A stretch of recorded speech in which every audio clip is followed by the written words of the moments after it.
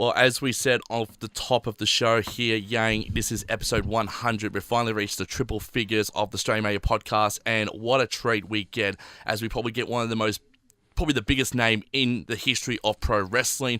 Join us to discuss his distinguishing career over 3 decades, as well as his new podcast, which is coming to Melbourne, Brisbane and Sydney for a Q&A session late June as well, which we'll put all our links up on our social media. It's titled 83 Weeks, and we are joined by Easy E himself, Eric Bischoff. Eric, good day to you, and welcome to the podcast. Good moment. Thank you very much, guys. It's a pleasure to be here. I appreciate it very much. And I might as well start up with, you're going to be bringing the 83-week tour to Australia, and what does it mean coming down under to tell your stories from your 30 years in pro wrestling? Well, yeah, first of all, I think Australian wrestling fans are some of the most knowledgeable wrestling fans and loyal wrestling fans anywhere in the world. There's a few places around the world that are where, for example, in Montreal and Toronto are 2 good examples. New York City, obviously, is another good example, where wrestling fans, for whatever reason, are just so loyal and so knowledgeable and respectful of the business that it makes it a pleasure for someone like me to come and spend time with them and share stories and tell jokes and really get into the business of the wrestling business, which is what our show's all about. And the title of it is very synonymous for the reason is because at one point in time, as executive producer and the head honcho of World Championship Wrestling, you are still probably the only man who's beaten, you are the only man who's beaten Vince McMahon in the ratings. And for a lot of people like us as well, for myself and for Yang, we've grown up watching these documentaries and watched like reruns and all that. What do you think made WCW so successful that more people were tuning to that product over the WWE in that mid-90s era when you were just dominating the ratings? Well, I think if you were going to do a research paper and you went back in time and you looked at the WWF in 1993, 94, 95, even in 96, the WWF or WWE wrestling product was really very much geared towards children. The characters were very cartoonish type characters. All the characters were either garbage men or crazy dentists or, midget clowns or pirates or firemen. And if you go back and look at what we started doing in 1995, is we started telling more realistic stories or reality-based stories that was targeted not towards kids that were 10, 12, and 14 years old like the WWF was, but we were targeting our stories and our characters, for the most part, so that they would be appealing to 18 to 25, 25 to 54-year-old men. And that was an audience that was underserved by the WWF because they were so focused on the children's audience. I think that's probably what, overall, in a general sense, that was really the big turning point for us. Awesome. Just really quickly before I jump into my question, I just want to say, Eric, that you might actually be the most underappreciated wrestling mind in the history of the world, and I just feel like I needed to say that to you. I'm a huge fan. But while we jump into that, thank you very much. Oh, genuinely the most underappreciated mind. Like the way your brain works when it comes to the psychology of wrestling, it is unmatched in my opinion. But it's brilliant that you touched on like just your experience with how you handled booking WCW in that time, because what I find most fascinating about your career is particularly the early stages of it. So you had like several jobs before you managed to find your place at, I think it was American Wrestling Association. And even then you started in sales, is from what I've read. And then your career took you to on-screen talent, and then you became a lead writer, and then eventually, obviously, president of one of the biggest wrestling companies that we've ever seen. Is this how you had always seen your career kind of pan out that way? Had it always been wrestling was your final destination? You know what's really ironic is I never thought for a moment that I would ever get a job in professional wrestling. I didn't aspire to get a job in professional wrestling. Even though I was a wrestling fan, the idea of me somehow ending up in the wrestling business was just such a foreign concept to me. I was a sales manager for a food processor. When one day I walked into Vern Gagne's office to talk about another business deal, and because he liked my approach and he felt like I had good energy or whatever he thought, he offered me a job out of the blue. I didn't expect it. I didn't aspire to it. I didn't plan for it. It just kind of happened.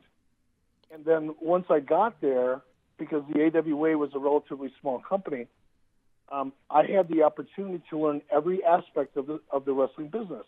When I was on the sales side of things, I learned a lot about television advertising. I learned about sponsorships and how to structure them. I learned about, increasing the distribution for a television show and the ways and means to do that. So I got to learn all of that, and then because I was fascinated with how television is actually produced. And I'm a product of the '60s. I was born in 1955. Television was still relatively new in my neighborhood. Not everybody in my neighborhood even had a television, and those that did only had one, and it was black and white. And it was the television was the center of the family's universe back in the 50s and the 60s. Everybody had one.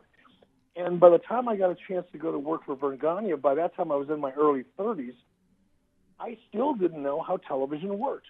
It's a lot like a microwave oven. Everyone has one. Nobody can tell you how it actually works. That's so true. And that's the way I felt the same way about television. Is everybody has a television. It was, but by the time I had an opportunity to get a job in television, everybody has one. I have no idea how it works, and I want to learn that. So I had the opportunity with Vern Gagne to learn production and post-production. I learned how to edit. I learned how to film television. I learned how to direct television inside of live television inside a production truck. I learned how to promote live events. So I was able to touch all the various facets of the wrestling industry because of my proximity to them in a small company in Minneapolis, which really set me up perfectly later on when the opportunity came along, for an executive producer and then eventually the president of WCW, because I had such a broad base of experience. And it was all coincidence. I didn't plan on it, but it was because I had such a broad base of experience. I was probably one of the most qualified people in the country to kind of be in the position I was in when I was in it. Just like on top of that, so obviously you credit a lot of your experience business-wise to AWA and then preceding the like WCW. But who do you credit your psychological mind? So how you went about preparing stories, because you're one of the like, as I said before, like the finest I've seen when it comes to, all right, we're going to book it this way because steps 5, 6, and 7 are panned out in my head. Whereas a lot of bookers, they look at it and they go, all right, we understand what this finish is, and then it's only steps 1, 2, and 3. But you had such a long-term mind when it came to the reasons we make decisions. Was that just something that you had intuitively yourself growing up as a wrestling fan, that you always wanted to see this psychology play out in their head? Or is it something that someone had taught you to be like, no, appreciate the psychology behind wrestling? While business is one thing, psychology and the storytelling is what we can really draw people in with. And to me, it's what you understood the most. Was that someone that you learned from, or was that just who you were? No, it was just who I was, number one, but I think it was more, it's not that it came so naturally to me, but over the course of time and having been exposed to different ways of doing things, and again, working for Vern Gagne, and I think Vern Gagne, most people who worked with him will tell you from a psychology point of view, Vern Gagne probably had a better understanding of the wrestling business than almost any promoter around in his generation. And I got to work with him. So I got to be that fly on the wall. As I was running the camera, for example, during a production day, I'm listening to Vern direct talent. I'm learning from a guy who was really one of the best there was at what he did, and that was my first kind of introduction to psychology. Now, that didn't mean I was able to just automatically apply what I had learned, after working, for Vern and beginning to get a glimpse of, not only with Vern, from veteran guys like Ray Stevens, Pat Patterson, Wahoo McDaniel, other really legendary names in the business who, they had, by the time I was being exposed to them, they had been in the business for 40 years in some cases. So that was a lot of knowledge I was able to just, because of sheer proximity, absorb. But then later on is my responsibility to start crafting stories or approving stories that other people crafted. There's a trial and error. I learned by a lot of mistakes. I saw a lot of things, and improved a lot of things to happen that were really horrible, creatively speaking. So, you kind of throw out all the bad ideas or throw out the bad formulas and come up with good formulas. And, over time, I learned how to apply some of the psychology, the basic psychology that I learned working for Verne. What's really interesting is at this late stage in my life, I'm stepping into another kind of endeavor in the feature film business, and I find myself having to learn and wanting to learn a lot more about a more refined storytelling structure. And I was pointed to a gentleman by the name of Joe Campbell, who wrote a book called The Hero's Journey. You can find it on YouTube. And Joseph Campbell breaks down the storytelling process in a way I've never heard anybody do it before. But as I'm reading about him and I'm watching a lot of the documentaries about his, and he's long since passed, so he died a long time ago, but he's legendary, to people who write for television and movies and novels and such. As I study what his teachings are, it makes me realize even more that there's a formula that is yet to be really refined in professional wrestling that would really, really capitalize on some of the psychology and the storytelling elements that are true to form in almost every great story that's ever been told. And some of them are recognizable to me, not in the form that they're being presented in, but in a kind of a shorthand form that wrestling people speak. It's a lot of the same thing. And I might as well ask you as well about AEW, All Elite Wrestling. You got Cody and the Bucks starting this new wrestling promotion. What advice can you sort of give them so that they don't sort of directly try and compete with WWE in its early stages? Well, the first thing, and I've actually said this a number of times, I'm sure they've heard it, but manage expectations. Not only your expectations as the group of people that are launching this new company, not only manage your internal expectations, but manage the expectations of the audience. Right now, my concern for them, because I want them to be hugely successful for a lot of reasons, but right now, the audience's expectation is so high, everybody's jumping to the conclusion in their minds. The people at AEW aren't doing this intentionally, but they're allowing it to happen, which is almost the same thing. But the audience's expectations are so high, they're unrealistic, at least for the next several years, in terms of competing with the WWE. There's no way in hell they're going to compete with the WWE. There is not enough drugs in the world someone could consume that would allow them to realistically believe they could be competitive to the WWE. WWE is too big. They've been around for 40 years or 50 years or more. They've got a stranglehold on the television marketplace here in the United States. No television network in their right mind would go head-to-head with them right now. And as long as that's the case, and AEW isn't prepared to go head-to-head, whether they think they can or not, they're never going to find a network, a television partner that will take that risk, right? Then they're not competing. That doesn't mean they can't coexist. It doesn't mean that they can't be hugely successful. They can, and I'm pretty sure they will be. But there's a difference between being successful and being competitive. And I think if they focus on being successful, if they focus on putting out a great product, if they focus on putting out a product that's different enough from the WWE so that it's distinguishable, but not so different as they alienate their core audience, if they find that sweet spot, as we say here in the States, then I think they can be hugely successful. But the first thing I would do is manage expectations, because everybody's running around asking the same question you just asked: what can they do to be competitive with the WWE? And my answer is nothing. They can't be competitive, but they can be successful. And another question as well for me, I'm going to go back a little bit here quickly before Yang asks you the last question.